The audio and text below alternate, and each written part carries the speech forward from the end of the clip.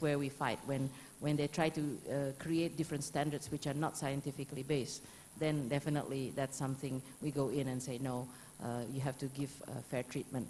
And in one of the cases with REACH, I don't know whether you're familiar with REACH, that came out in Europe, in the end, all vegetable oils going into the European market were subject to the same test.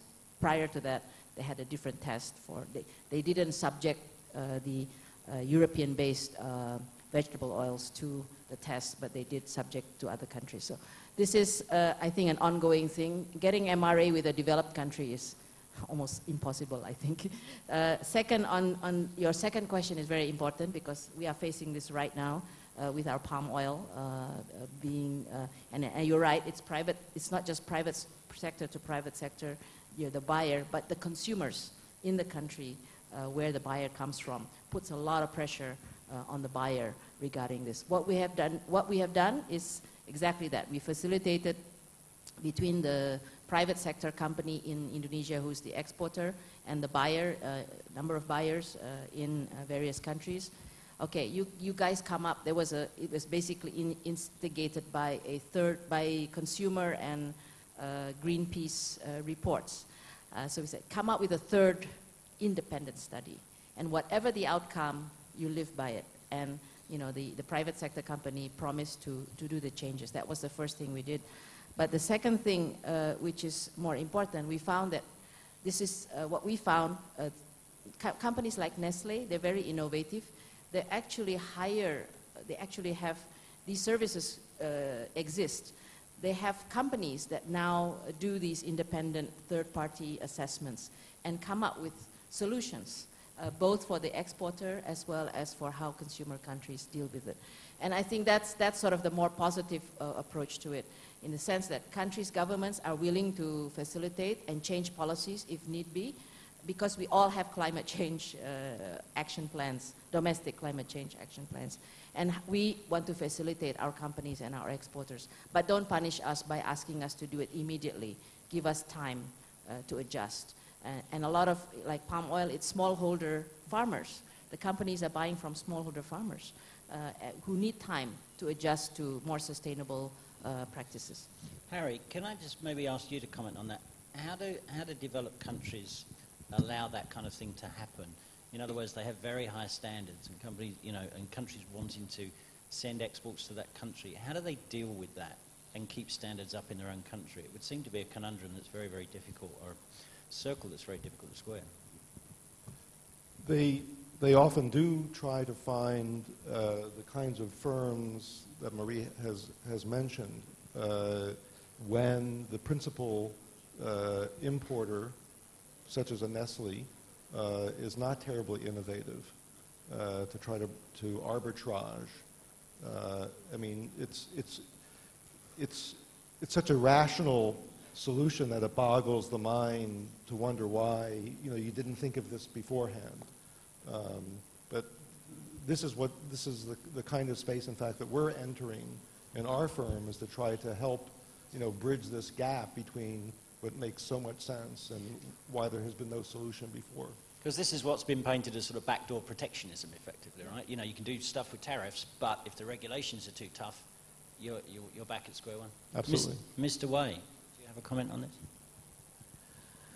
我补充一点，那就是中国在这个方面的做法，特别是农产品的出口做法，我们对日本的鳗鱼出口，我们已经达到了10几亿美元，但是我们是通过差不多快10年的摸索才得出这个经验，就是怎么做能够达到日本的这个设立的标准很高，怎么做我们的鳗鱼才能达到它的那个标准。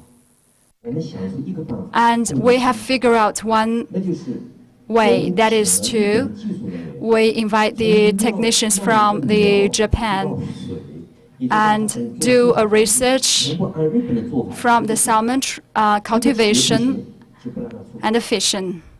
So through doing this, we reach our goals of exporting salmon to Japan.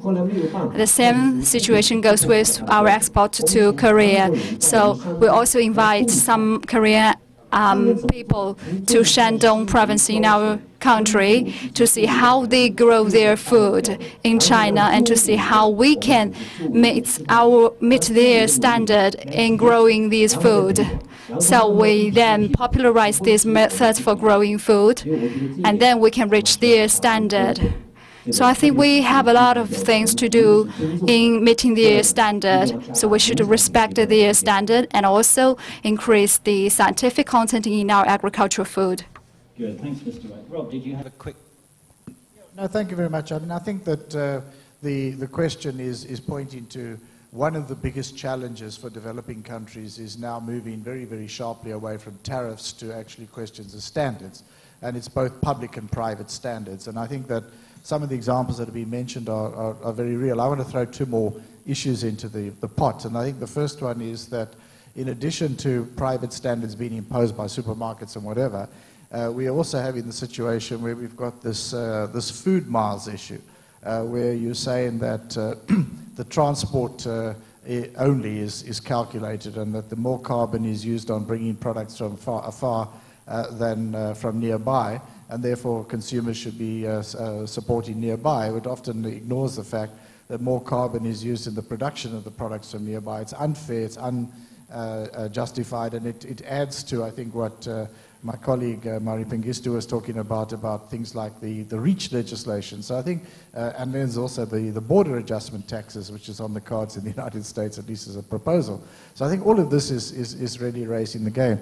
The other point I really wanted to add was I think that sometimes we find when it comes to South-South trade that there are similar issues, and sometimes those measures are in place not because of anything between ourselves, but they're a legacy of retaliation or some kind of issue that has arisen in response to that reality in North-South trade.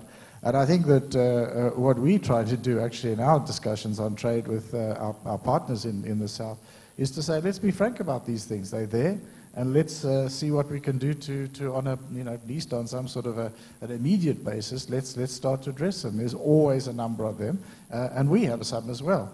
So I think that these are really critical issues, and they actually are going to have to be addressed if we're going to move South-South trade further forward in the way that we were talking about earlier on. Great, thanks, Rob. Ambassador, did you have a... Well, some of us have been arguing in the WTO for harmonization of international standards by recognizing the standards which are established by international standard setting bodies. That would simplify the problem immensely because then all member countries would need to align their technical regulations with the international standards that are established. Unfortunately, there is no consensus on that issue in the WTO, and very surprisingly, some major economies are resisting that. Thank you. Questions? Okay, very quickly then, if you want to come back.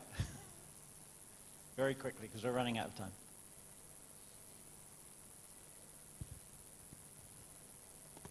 Thank you. Codex has a position on... Hang on just 1 second. I think you had just a very quick follow-up comment. Yeah. Codex has a position on harmonization of labeling and packaging. I think it'd be good if the countries could actually agree on that, because that would then move a lot of this forward and make trade a lot easier. Thank you. Obviously a subject very close to your heart, sir. Okay, over here. Thank you. Okay, hello. My name is Juanita Hardy, and I'm managing principal of Tiger Management Consulting Group, and we help businesses go global, U.S. businesses, principally small and medium-sized businesses. I want to first thank all of the panelists for your very fine comments and insightful comments. And I have really a two-part question. The first question relates to the comment that Mr. Wei made about shifting the exports, China exports to services.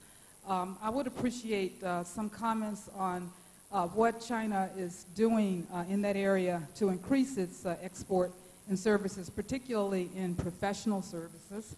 And what are some lessons learned that other countries, both in the North and South, can learn